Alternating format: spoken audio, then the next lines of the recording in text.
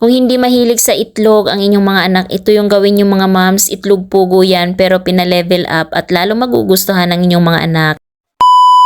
Quail eggs nga ang ating recipe for today's video mga moms. Meron ako ditong 100 pieces na quail eggs. Papakuluan lang at ito nga nagsalang na nga ako ng kaldero. At kayo baga mga moms, ano yung technique nyo para mabilis mabalatan ang mga itlog? Ako kasi naglagay ng konting suka, asin at pakuluin muna natin ng tubig bago natin ilagay yung ating mga itlog. Dahan-dahan para hindi sila mabasa. And then papakuluan lang natin yan ng mga 10 minuto para talagang lutong-luto yung ating mga quail eggs kasi medyo marami-rami nga ito. So ayan, kulong-kulo na siya. After 10 minutes, turn off na natin ating mga kalan. At i-tray na muna natin ito guys at babal naman natin sa ating running water. Lalong lumamig at totally mag-cool down na siya. Hugasan natin and then set aside muna natin. Dito naman tayo guys sa ating pasawsawan. Meron tayo ditong sibuyas, siniwa na at of course yung bawang. Yes, yung recipe natin ngayon guys ay gagamitan natin ng sausawan. Alam nyo na ba kung anong lulutuin natin for today's video? Sa paggawa naman po ng mga sausawan ay basic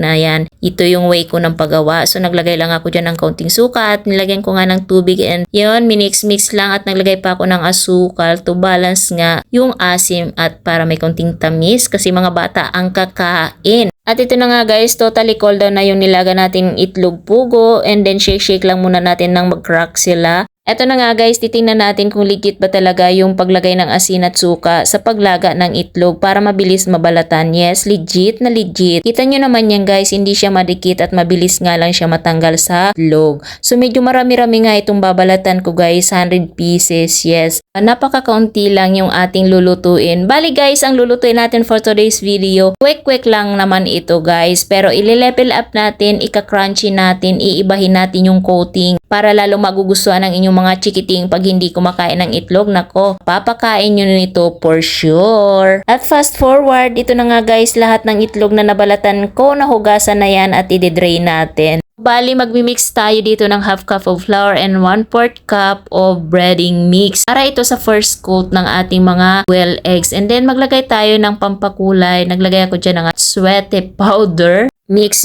to combine everything well and then i-coated lang natin lahat ng ating quail eggs dito sa ating mixture. Make sure na ma-coat maigi at maayos yung pagka-coat niya para madikit ang ating next coating sa next step natin. So ito na nga guys, na-coat na natin lahat and of course set aside muna natin and then magagawa na naman tayo ng next batter natin para sa second coating. Tulad ng unang batter natin o unang mixture natin, naglagay lang din ako dyan ng half cup of flour and 1/4 cup of breading mix. Yung tira doon sa pinagkota natin na first ay nilagay ko na rin dyan and then naglagay ako ng enough water para sa tamang consistency lamang na tulad niyan. Mga moms, yung nagamit ko pong tubig dyan para makuha natin yung tamang consistency na tulad nga niyan ay mga nasa 3/4 cup. Pero mga moms, hindi po pare-parehas yung absorbent ng ating mga flour kaya meron pong flour na matakaw sa tubig at meron naman pong flour na gagamitin natin na hindi masyado matakaw sa tubig. Kaya ang tubig natin ay it depends upon the flour that we are using. O diba, nakapag-English pa tayo.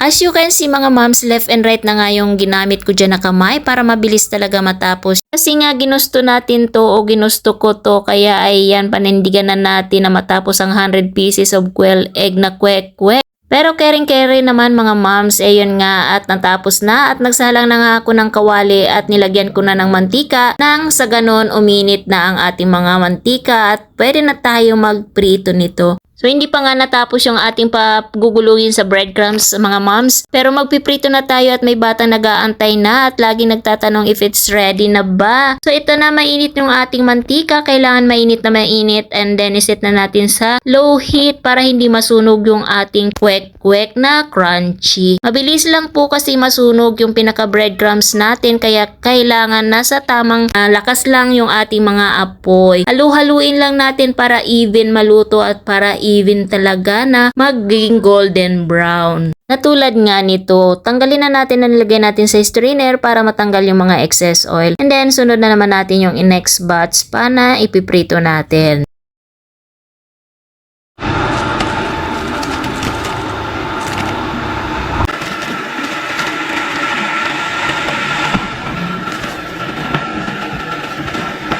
And charan, it's ready with the sausawan guys. Ako panalo guys, ang sarap, crunchy talaga. Tiyak magugustuhan ng inyong mga chikiting kaya must try na ito. Kung nagustuhan nyo ang ating recipe for today's video, please like and share na ang ating video. At sa mga hindi pa po nakapag-follow, please follow and subscribe na po kayo sa aming YouTube and Facebook page. Thank you for watching. God bless us all.